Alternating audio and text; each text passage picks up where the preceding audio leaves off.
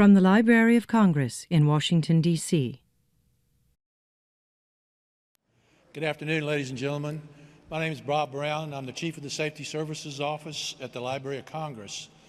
I was born in Texas and grew up in the 1950s and 60s, post-war, early baby boomer. I can't remember when I didn't know about the name Geronimo. As a kid, with buddies trying to jump off a rock into the river or off a diving board and stuff, we always yelled Geronimo.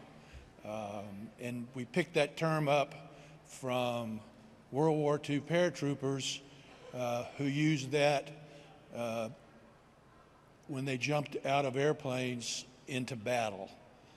And they so respected that name that they put it on their insignia. So I thought I knew the name Geronimo and I knew the history of Geronimo, but 55 years later, I read this book that really opened my eyes to Geronimo the man as well as the warrior.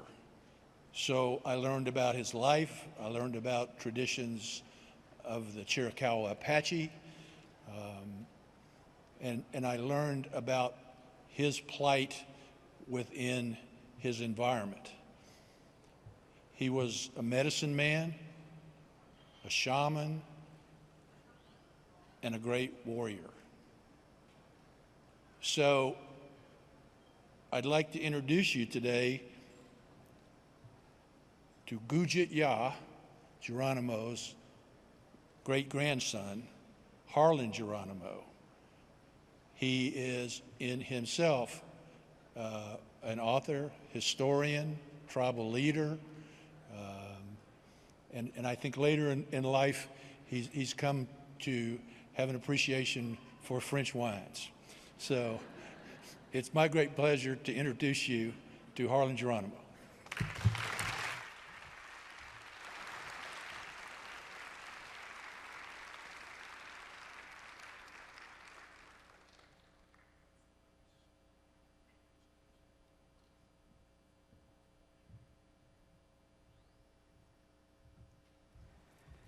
Good afternoon. I'd like to introduce my wife, Karen Geronimo.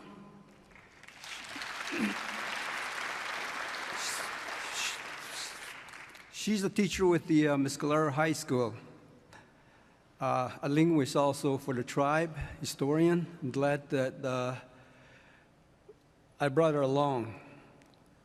However, this is a pleasure being here. I really appreciate being here. I thank Marie, Arona, and the staff. They did a wonderful job here. I mean, I didn't think this was this big, 14 acres. It's a big building. Glad to be here. It's an honor, just like I said. I had my book published in Europe, in Paris, around '08. From there, we've been to Paris, also Switzerland and Germany 12 times. Just imagine where this book had taken us. Also down in the Caribbean, St. Barth. However, when we were in Europe, our second trip there, it took a different direction also. We were invited to the International Fair. We also did the ribbon cutting in Caen, northern France. Also Martigny, Switzerland. Just imagine what knowledge can do, But it's very important, after seeing all these kids, young adults, students out there, because during the turn of the century, my great-grandfather came across a bunch of books that were piled, in one of the army lockers in Fort Sill, where he was incarcerated. And he mentioned, to the kids at that time, the little Apache kids that were growing up, that knowledge is power. So you look at these kids that are running around out there, just imagine the interest is here. And I'm glad that Mrs. Laura Bush really spearheaded this event. I'm glad, the government's involved also. However, when I was growing up, my grandmother, Kate, used to talk about what she went through. She was actually traveling with my great-grandfather in some of these battles down into Mexico. And when she got older, doing her confinement, with the military down in St. Augustine, and after a few years there, they shipped them back to Fort Sill. When they were at Fort Sill, they talked to the superintendent there, and they were lucky to be sent back to Mescalero with my grandmother, Harlyn Geronimo. And when I was about maybe 4.5 years old, I remember sitting in the living room when she actually talked about the different events in my great-grandfather's days, in Mexico, fighting the Mexican army, the U.S. cavalry. I mean, I had first front, seat. But back then, these elderly were pretty strict. When they tell you to sit down and listen, you have to. I mean, it's something that is part of Apache history.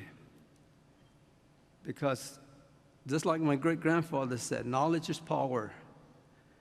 And to continue our livelihood, we have to listen to, stories that were told to us back then. And I decided, several years ago, that it's about time maybe we put some of this in writing. This is not the only book that's published. We got more coming up. But it's more in detail about the actual livelihood of what my great-grandfather went through, raising corn, also, squash and things like that. The family life he had in the Gila Mountains, running around with the grandkids near the waterfalls and the hot springs. These are the stories that were never told. And I'm glad, that me and my wife decided that we should take this test on. And seeing all these people and the interest here, I mean, it touches you. I'm glad, that America has finally woke up, start educating, the little kids and bringing them to book fairs like this. But I mentioned, the herbal medicines also. At that time, it was part of the livelihood, because some of these medicines that were taught to me, I'm teaching my children, my grandkids. There's a lot of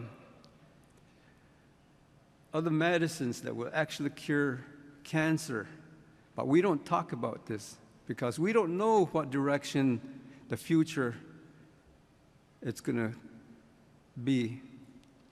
Because of all this terrorism, these are some of the information that we keep to ourselves. because sooner or later we're going to be relying on these medicines, the herbal medicines that were taught to us. However, there's other things, besides that, the information, like how to survive in the desert in the Southwest.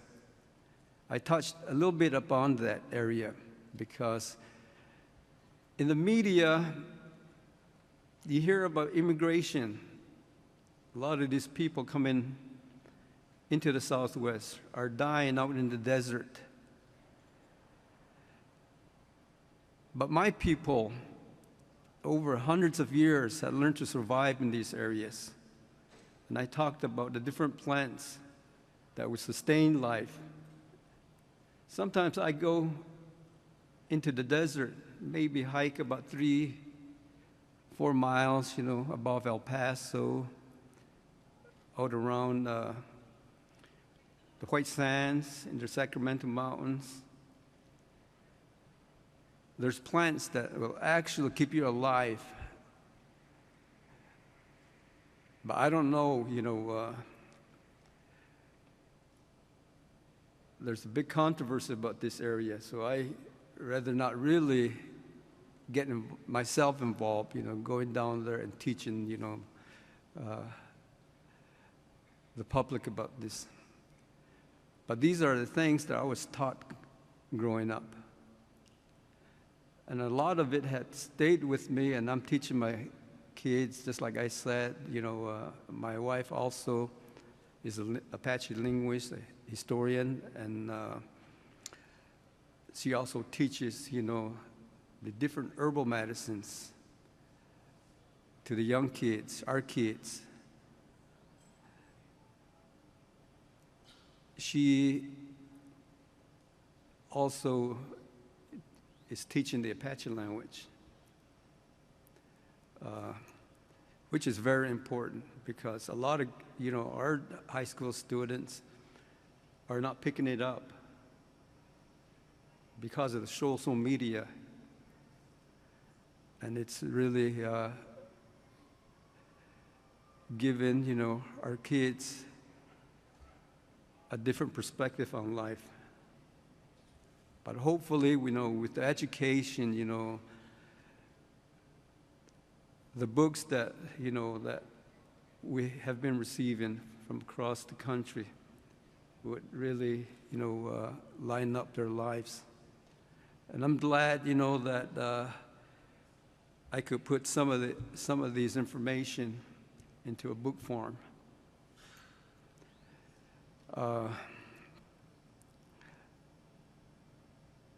I spent 2 tours in Nam. I touched about that in the book itself. After 6 months in the military, I ended up in the Central Highlands. Just like my father, he was part of the unit that actually set foot on Normandy during World War II. And by the time the war was over, he had been in 8 major battles by the time they got to Belgium. And I felt that, to keep the tradition alive, back then, when I was in high school, I seen half of my classmate being drafted into the military. And I felt that it was an honor at that time, to keep the tradition up, so I enlisted. Just imagine, 6 months later, I was in a war zone. And I don't regret that. I mentioned, I have several illnesses right now, just like the Agent Orange that I mentioned. I didn't know at the time, that the area was sprayed with herbicide, but our unit went into these contaminated areas in the jungle. But this is, if you think about it, this is all about freedom, a way of life, So I'm glad, that I did my part. And I just finished talking with my grandson that graduated from high school, and he's enlisted into the Marines. So we're very happy about that also. I'd like to have my wife, say a few words in Apache. She's an Apache linguist. I'd like to mention, another thing. Not too long ago, maybe 12 or 13 months ago, I do a team roping back home with my son. And one of the evenings I was team roping with him, I got behind a horse in the box. I wasn't aware of the horse that, it's going to back up. And it pushed me against the corral and knocked two of my teeth out. That's why, haven't been really talking like the way I should. I'm missing some teeth here.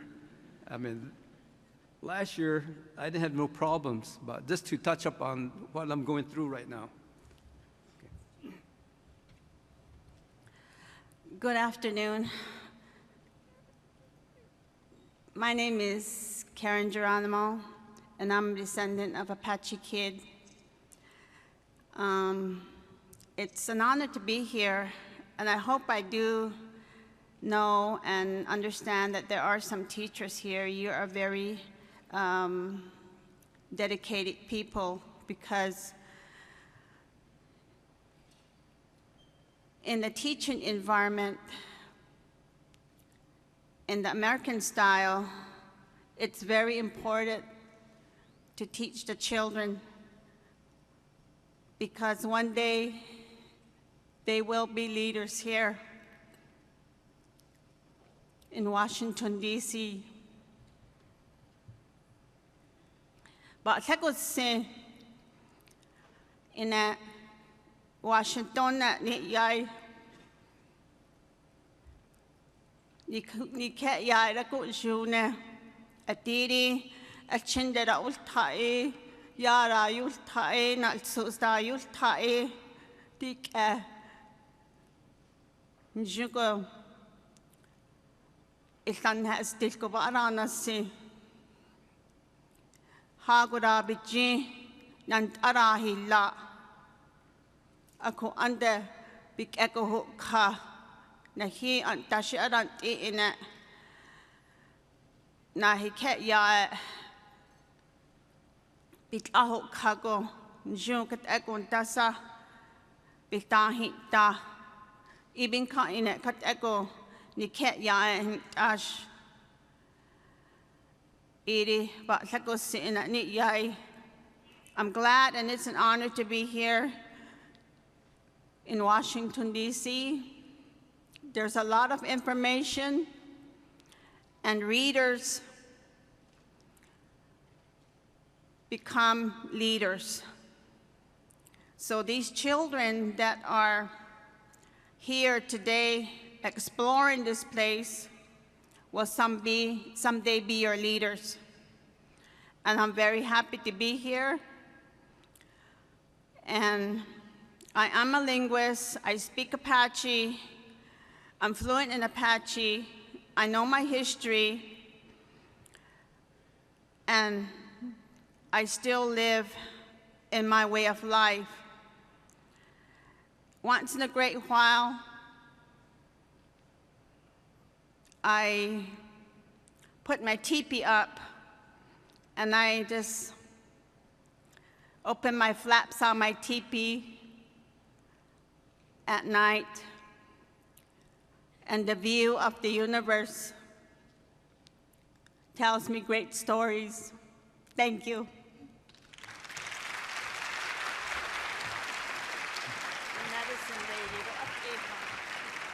I'd like to also mention that she's a medicine woman, also of the tribe. She knows over maybe 300-400 different plants, herbal medicine that we use for the tribe. So I'm glad to be here. It's an honor. I hope you all enjoy my book and maybe spend time with us later on at the book signing. Thank you. This has been a presentation of the Library of Congress. Visit us at loc.gov.